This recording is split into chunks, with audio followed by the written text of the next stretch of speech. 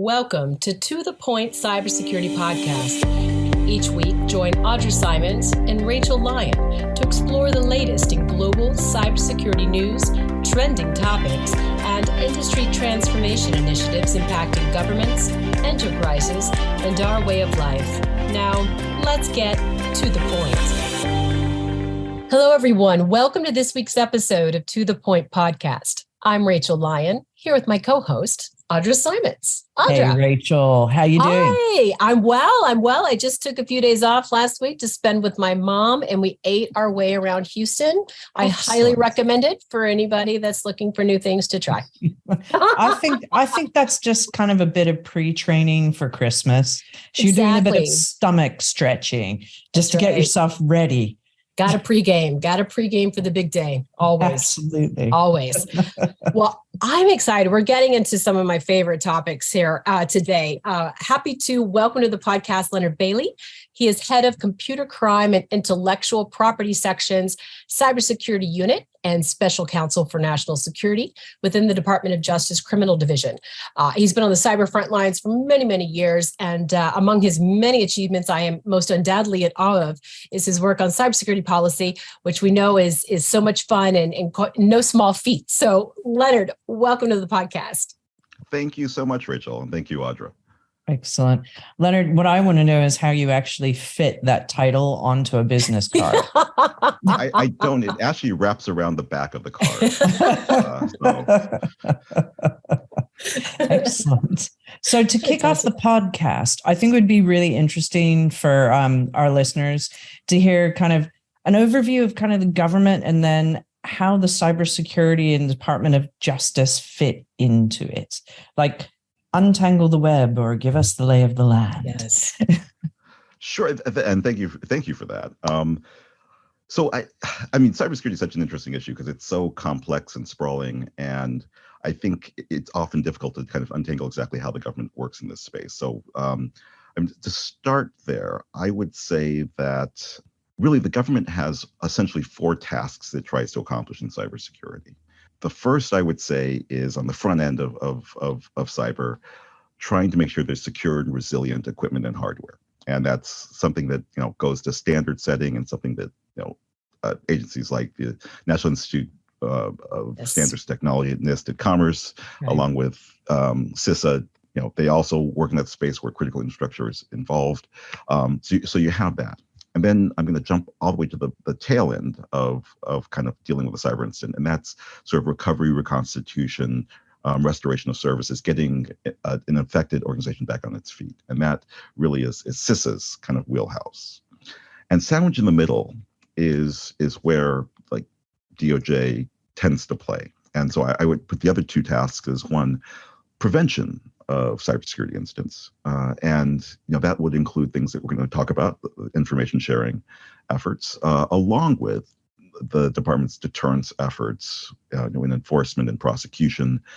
And so there's that. And then you have the fourth thing, which is incident response, which is sort of the real-time reaction to a cyber incident. And again, that's very much in our wheelhouse with the FBI and prosecutors working. So that's sort of that kind of lay down for the general government activities. And you see that kind of captured in the National Cyber Security Strategy that was released in March of this year by the Office of the Cyber Security National Director. So can we double click on that and kind of go into like, how are the issues related to cybersecurity distributed across the Department of Justice? And what kind of responsibilities are associated with each division? Perfect. So division.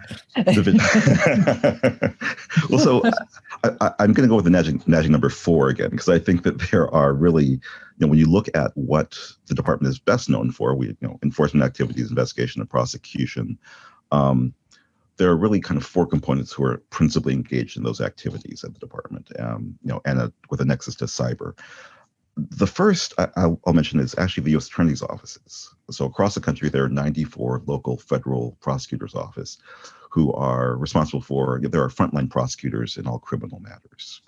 Now, in those offices, there are things called CHIP prosecutors, computer hacking and intellectual property prosecutors, and they belong to a network of 300 or so prosecutors across the country who the section I come from, the Computer Crime and Intellectual Property or section, or CCIPS in the criminal division, both supports, trains, and prosecutes cases alongside of. So my office exists largely to deal with things like, well, we support the CHIP network. We prosecute, deter, disrupt computer crime, and we provide technical and legal support to agents and prosecutors, state level, some international, wherever is needed. So a couple more things about my section. In 2015, we started the unit that I had, the Cybersecurity Unit, because after seeing that we were gathering some sort of expertise in computer crime and had opportunities to maybe leverage that in ways, we decided to try to take that knowledge and channel it into the prevention of crime. So what my unit does is we do a tremendous amount of outreach to the private sector on a variety of issues, including information sharing, but also on issues like we were one of the very first government agencies to come out in support of vulnerability disclosure programs. So in 2017, we produced a document, a white paper on standing up a program for VDP for online systems. We produce white papers. We produce one on, for example, intel gathering on the dark web, trying to identify sort of red lines for trying to gather intelligence while dealing with unsavory people on the net. And we have done extensive work with the computer security research community, the white hat hackers. In fact, that's been a good chunk of work I've done in the area of sort of good faith security research. We've come out multiple times in support of expanding that exception under the Digital Millennium Copyright Act. And in May 2022, we changed our charging policy to reflect the importance of computer security research by saying that prosecutors should decline prosecution if available evidence shows that defendant's conduct consisted of and the defendant intended good faith security research. Okay, so that's CCIPS, that's in the criminal division. In addition to us, though, there is the National Security Division. And they are increasingly engaged in cyber. I actually worked in the front office of the National Security Division a decade ago on cyber policy issues. So there's also the National Security Division in the department. And they are increasingly engaged in cyber. I worked there 10 years ago as a senior counselor for the Assistant Attorney General, focused on cyber policy, but they have since really wade into the prosecution of cyber threat actors, and their remit is really cyber threat actors who are nation state actors or their proxies. They also, though, have opportunities to do operational activity with the intelligence community and with other agencies working on things like export control and laws around that sometimes do also butt into cyber issues. And now the fourth component of the department I'll mention is also the FBI, of course, right. And of their famously the FBI. Right. Now they have a cyber division that is the division that we in CCIPS interface with mostly, but they also have other components of the FBI that are engaged in what are cybersecurity activities, including their counterintelligence division and their criminal investigative division, depending on the issues. And with the FBI's footprint, 56 field offices across the country, 400 satellite offices, 23 foreign liaison posts, their footprint is incredibly large, and that is vital in dealing with cyber issues. Absolutely. Maybe I'll also toss in that we do have other components that do other kind of I won't say they're tangential at all, but they're other elements of cybersecurity. So, for example, you have the civil division that is mounted their civil cyber fraud initiative, and you have the antitrust division that sometimes gets involved in information sharing issues because of antitrust concerns among sharers. So I think that's almost the complete laydown of the department. Wow. So can we talk more how you actually work across these different agencies and into the private sector and personal interest into more international kind of zones? Right. Now, I'm going to say something that's so trite it's not even funny, but this is a team sport. Yes, very much, yes. Yes. So, we all operate, frequently in our own silos of excellence, but we're also, I think increasingly understanding and learning how collaboration and cooperation both is effective and even necessary to achieve our objectives. So, we have worked with not only the FBI, but other criminal investigative agencies, including the Secret Service, which sometimes people are surprised to hear the Secret Service mentioned, but frankly, the Secret Service has been a wonderful partner, and they're responsible for some of the early huge data breach cases, Shadow Crew and Carter Planet back in the 2000s. So we work with the Secret Service, we work with some of the military law enforcement entities. In addition, though, we are working increasingly with DHS and CISA, and we actually end up, under presidential policy, we actually end up responding to a number of incidents together. There's something that was produced in 2016, Presidential Policy Directive 41, which outlines exactly what the federal government's federal instant response policy is for all significant cyber incidents. And under PPD 41, the DOJ through the FBI is responsible for what's called threat response. We lead threat response, and CISA, DHS, is responsible for asset response. So while we're investigating and attempting to attribute the source of an attack and ideally hold those responsible for the act,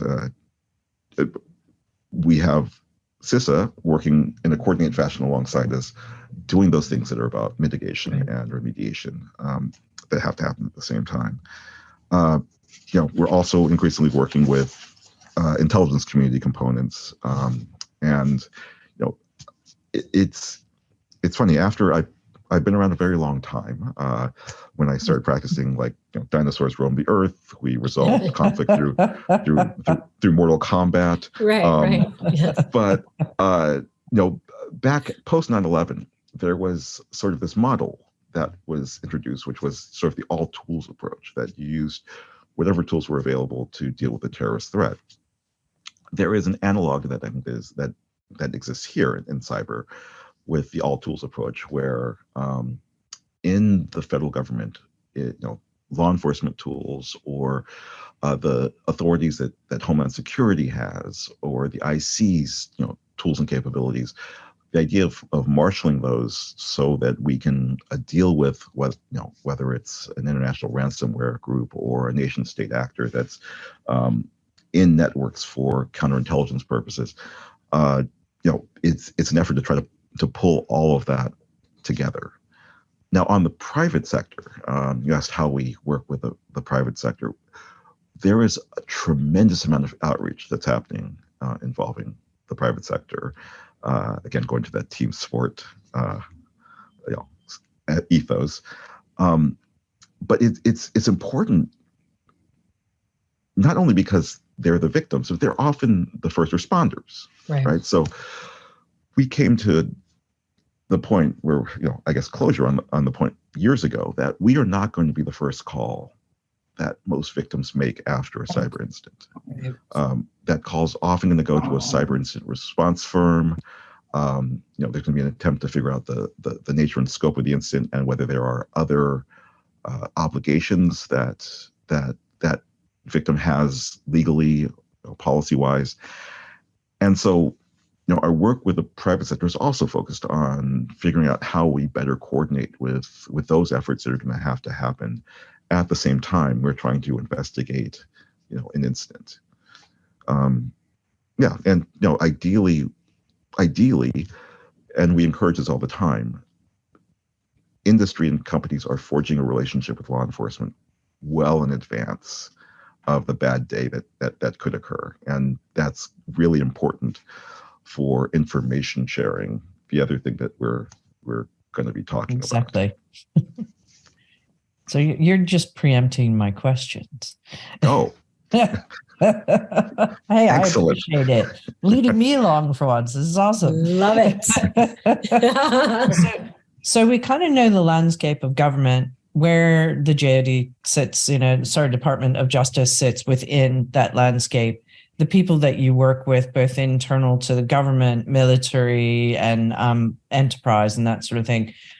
The question is, how do you share information?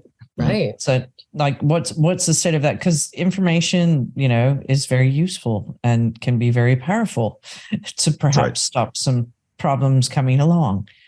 Right. Yes. Yeah. So as I mentioned, information sharing is sort of a linchpin in prevention of cyber incidents.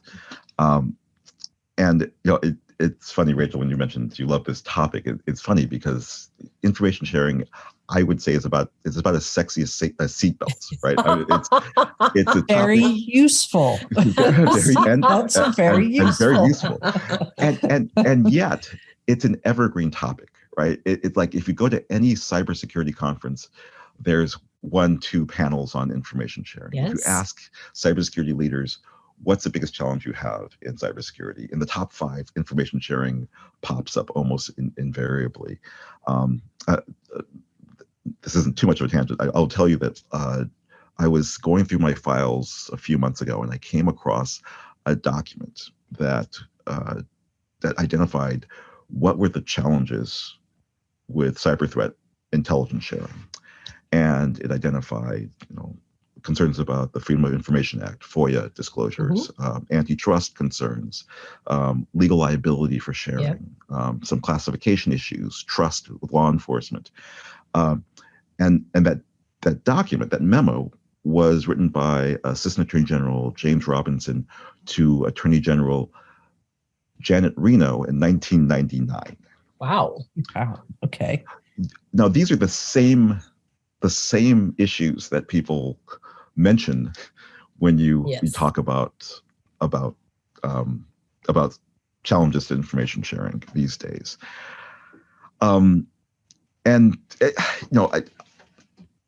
answer your question to start off with, like, what are the mechanisms or the infrastructure? So we do not have, a single portal from which, you go to and the FBI is writing all the cyber threat indicators right there. We are, though, doing a lot of, on the ground retail sharing through things like InfraGard, FBI's program across the country with critical infrastructure companies. They have, basically one in every regional office. And I think one thing that can't be lost here is a big component of information sharing is trust. Right. So some Agreed. of the most effective information sharing efforts we know happen in these communities of interest where people know who they're sharing with, they know how that information is going to be used, they know where the information is going. And one of the challenges for the government is trying to do that at scale. Right. Having people send things cold to a portal or something is not an easy way of doing this. So a lot of this is building information sharing trust through various outreach efforts, and there's been a lot of that. Now, the ability to beat back some of the, I mentioned that memo of 30 years ago, some of the things that seem to chill information sharing, has been very difficult because some of the misperceptions have, great longevity for whatever reason. They're kind of hard to knock down. But we're trying through these engagements. And in terms of how things change, because you've been in this area a long time, are things? I'm old, is what you're saying. You're saying I'm very old. Yeah, I'm saying I'm old. Okay. and I'm saying that at least the tools that you have to be able to use them, and her dog is barking. The tools that you have have certainly changed, and in some ways should make it easier to share information. But what are you seeing? Because you're saying effectively a memo that you read that was from 30 years ago, actually the problems are still there and it's the same issue. Right. Yeah. So it's funny because I think you could argue that we're at this interesting inflection point. So let me first distinguish between information sharing and instant reporting. Right. So information sharing is, as I think of it canonically, is this thing that happens before the bad thing happens to prevent, other bad things from happening. And, instant reporting is after the incident happens, some reporting to some government agency, for example. The inflection point I mentioned is one, there has been a significant change, I think, in the appetite of various independent regulatory agencies to mandate things like instant reporting. And so we've seen this in the last 3 years, this proliferation of mandatory instant reporting requirements. You see it in the financial sector with the OCC, FDIC, rule that came out in 2021, November, requiring reporting. You see it in the SEC rule that was published just in July for all publicly traded organizations. And you see it in the Cyber Incident Reporting for Critical Infrastructure Act that was passed in March of 2022. And this is relatively new. And I guess I think it personally, I think it probably is a product of 2021, which was just a rough year in cybersecurity. Right. It's started with SolarWinds in November, January. You had Hafnium next month. Then May you have Colonial Pipeline followed by JBS and on and on and on. Ransomware really taking hold. And I think against that backdrop, there has been, as I mentioned, a greater appetite for independent federal regulatory agencies to require certain things of companies. At the same time, alongside that, you have the voluntary information sharing programs. And there's one tool I'd like to flag in particular in that lane. Back in 2015, something was passed called the Cybersecurity Information Sharing Act of 2015, or CISA 2015, as we call it for short. And this was, in many ways, a landmark piece of legislation. It was the first piece of federal affirmative authority for companies to share information. There are complaints. If you talk to the lawyers of many companies, they'd say, information sharing is hard because there are these statutes that prohibit us from sharing, and we have to find our way into exceptions to those prohibitions. We'd be much happier if there was like affirmative authority to do this. So actually, Congress in 2015, December of that year, passed a bill. And it's a source of great frustration for me because it's a bill that's been in existence since 2015. We've been talking about 2015. And invariably, whenever we talk to GCs of large companies or to CISOs, the reaction is, there's a what now?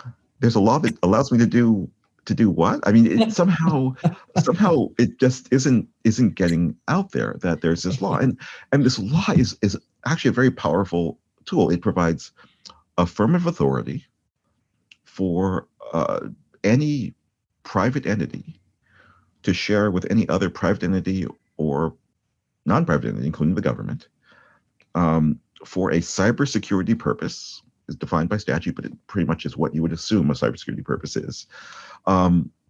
Certain types of information called cyber threat indicators or defensive measures, and those are defined by statute, but they're defined broadly to capture the sort of technical information that you would expect to be shareable for the identification of cyber threats.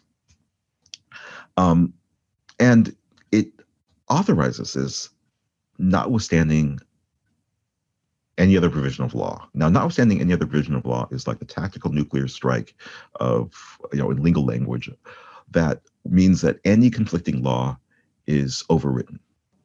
So, it was an attempt to get the lawyers out of the way to simplify information sharing. So there's no issue about whether it's content or non-content, or whether you're doing it to protect your rights of property, or whether it's an interception of communications.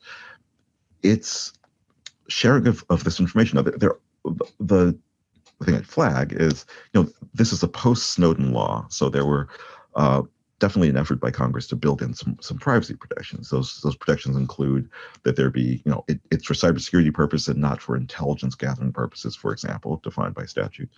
You're not allowed to share just any information. It's not about sharing, the personal emails of every person. It has to be a cyber threat indicator that's, linked to some cybersecurity threat. And there's a requirement that before you share information that you know to be at the time of sharing, personal information that identifies a specific person or belongs to a specific person be removed. And while at first blush that may sound like it could be onerous, they took steps to make it less onerous. So, for example, one, you have to know at the time of sharing that it's a personal information that identifies a specific person or belongs to a specific person. And that's different than PII. That's different than personally identifiable information, which is information that's linked or linkable to a person. So it's intended to be something that's not as restrictive. And it's information that can be removed manually or through automated means. And if you're dealing with the type of cyber threat information we're talking about, it really is unlikely to include a lot of the personal information that people are concerned about. So an IP address is a perfect example of something that would be shareable under this authority. And I have to say, just like the steak knives, but wait, there's more. Not only does it provide affirmative authority, it also provides, in addition, if you share in accordance with it, protection against antitrust liability, against FOIA disclosure requirements. Oh, wow. Protection from regulatory use of the information that's provided, which is increasingly a concern for companies. And all of this is in this law that is not used, in our view, nearly enough. And it's something we like to flag for our industry partners so that they understand that this is there. The other thing I'll flag about it is it sunsets in 2025, I'm sorry. So it was authorized for 10 years. And so, we're concerned that we may lose this authority in, a couple of years if it's not reauthorized. It's interesting. So it's effectively kind of the whistleblower kind of protection of cyber. It to me, that's the way it sounds, because you can actually raise it with, out getting thrown under a bus. Yes, that's the intent. Which is a sport. Yes. So I have to admit, I read the report, Harmonization of Cyber Incident Reporting to the Federal Government. And when I read all the input that your teams had from businesses, when you said, it became really popular to make people report on incidents when they happen and that sort of thing. When I read through that, I was like, oh my God, that could actually kill someone. I was just kind of like, the sheer number of overlap of things that you would have to do if things go wrong, that just adds to the fire. Yeah. Well, yes. I mean, I think, when the Cyber Incident Reporting for Critical Infrastructure Act, was passed in March of 2022, there was, I think, a recognition on the Hill that there had been this proliferation of reporting requirements, and that there was a concern about overlap and duplication. And so they created this Cyber Incident Reporting Council, the CIRC, which is headed by DHS, to try to start wrestling with that issue. And I can tell you, it's an active group. There is very good participation at very high levels of all agencies that are relevant, including the federal independent agencies. So you have, the SEC and the FCC and the FTC engaged, but there's also, I think, another effort the Cyber Regulators Forum, in which the federal regulators are also talking about how to better harmonize their rules to, avoid duplication and overlap. And so I can tell you that there is very real attention being put to this, and very real plans to try to figure out how to simplify this. I will say that, there is, I think cyber incident reporting is important. There is, it's important for a number of reasons. It's funny that there's this one story I love that involved a statistician who was at Columbia, I believe, during World War II, who studied how, oddly enough, people who were studying the downing of World War II aircraft decided to improve the armor on those aircraft. And what they were doing was they were looking at the planes that came back, that made a successful mission, and looking at where those planes were hit. And you can't armor everywhere on a plane. And so you would think, they thought, like many people thought, that means we should put more armor in those places. Well, what the statistician, I don't remember, was it Abraham Ward? I think it was, maybe. But what he found was, no, that's absolutely wrong. And it's something called survivor bias. What should be happening instead? These are the planes that made it back, right? And they made it back with this damage. Exactly. Which means that, ideally, you'd be looking at the planes that went down. And exactly. What happened? Exactly. And so you could argue there's a similar thing here, that there's you want to hear from the people who had a cyber incident, exactly, who had the incident, who didn't stop it, and were victimized by it, so that you understand, okay, what are the bad guys doing? And that's something that you do get from incident reporting that you don't necessarily get from other types of reporting. And so I think there's value to this. I do think it's important to figure out how to do this in a way that's not unduly burdensome to the victim. That's a very good term, because what I read, I was like, burdensome. Oh my goodness. Yes. and I do like, so there are 8 recommendations in the report and 3 legislative changes that they're suggesting. And I actually think it could make it's not that it's going to be fun anyway when you have a cyber incident, but it at least will make it more contained. Yep. Yes. Yeah. It is at least our goal, stated many times, not to re-victimize a victim in a cyber. Yes. No, exactly. And that's what I recognized through reading. I was like, wow, okay. Like, people are really dealing with a lot when something like this happens. It's not just the business itself that's suffering, or the government agency or whatever. It's not just that's suffering. It's the wider, what do you have to do regulatorily in order to actually be correct? Right. That's right.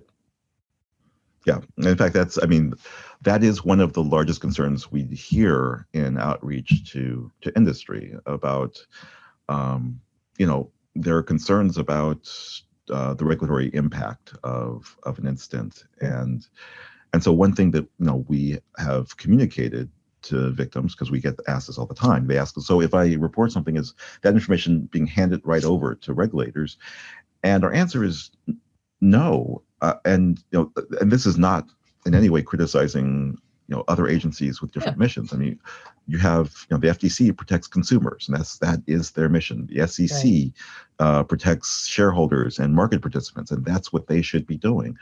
Our job is to protect victims, and so, and we've worked with the FTC and the SEC and other agencies, and I think there's a respect for that, understanding that if we just handed the information over to them, our ability to work with victims would be hugely impacted in a negative way, obviously. Yes. And so, we do not, as a matter of course, hand over investigative information to any agency, including regulators. Excellent. Now, I'm conscious of time, and I always want to fit in my favorite question. So So if you're happy to entertain me, Sure. I love to hear people's origin stories because I have yet to not be entertained and impressed by what people talk about on where they started and how they ended up where they are and the path they took. So would you be happy to tell us your origin story?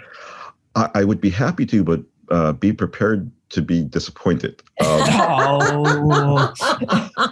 No, I am a rather simple person. For example, in law school, I realized by the end of the first semester that I had only one interest in law, and that was criminal law. And because I had a certain bent, I was interested in understanding exactly what happened, Right.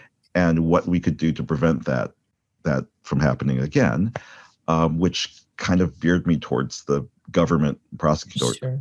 I know, frankly, most of my friends are defense attorneys, but still, I ended up there. So when I got out of law school, the first thing I did was I applied to the Department of Justice. They have a program where they take people directly out of law school, and I was fortunate enough to get in. And I've been here ever since. So I've 32 years I've been at the department. I've been in different capacities. Sure. I've been I started in the terrorism and violent crime section. I then went to the Inspector General's office for some time as Special Investigative Counsel. I went to the National Security Division as a senior counselor. I've been an associate deputy attorney general responsible for cyber policy for the department. So I've been able to do a number of different things at the department, which is, let me say, a wonderful place to work for a lawyer in particular. It's an agency of lawyers, and in that way, it's kind of unique and odd. This topic, though, cyber and cybersecurity, really is just one that you could work a lifetime and still feel like you have just mountains to learn. Yes. I feel unfortunate because I work with both people in my office who are, I think, are the smartest people I've ever encountered, and have the opportunity to work with people in industry and other places who bring important different perspectives to issues, and allow me to learn and figure out how we can deal with different problems in different ways. My journey is pretty simple. It's been a straight line, by and large, but it's been a wonderful journey. Excellent. No, I also like to hear when people are driven from a young age, just be like, that's me. That's where I'm going. That's what I want. And you have to admit, with cybersecurity, everything changes so regularly that you're never going to get bored. Ever. Yes, it does keep changing. I mean, for example, I'm not sure, if you went back, go back 3 years, ransomware certainly was a thing. It really started around 2014. But what we've seen over the last few years, it's a threat that there's just a sea change in the nature of the threat and its impact on systems, on businesses, and you just don't know when that's happening. Obviously, we're at the moment where there's the advent of artificial intelligence, as we were talking about, to make them even more effective. And right, we'll see how that affects phishing attacks and things like that, and how phishing attacks never used to happen much in the Middle East, but now AI enables translation to be very accurate. Fantastic.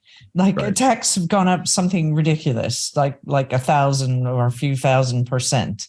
It's crazy. But this is the wonderful thing about this area. I mean, it's many of the things you deal with are dual use tools, right? They can be used for good or for evil.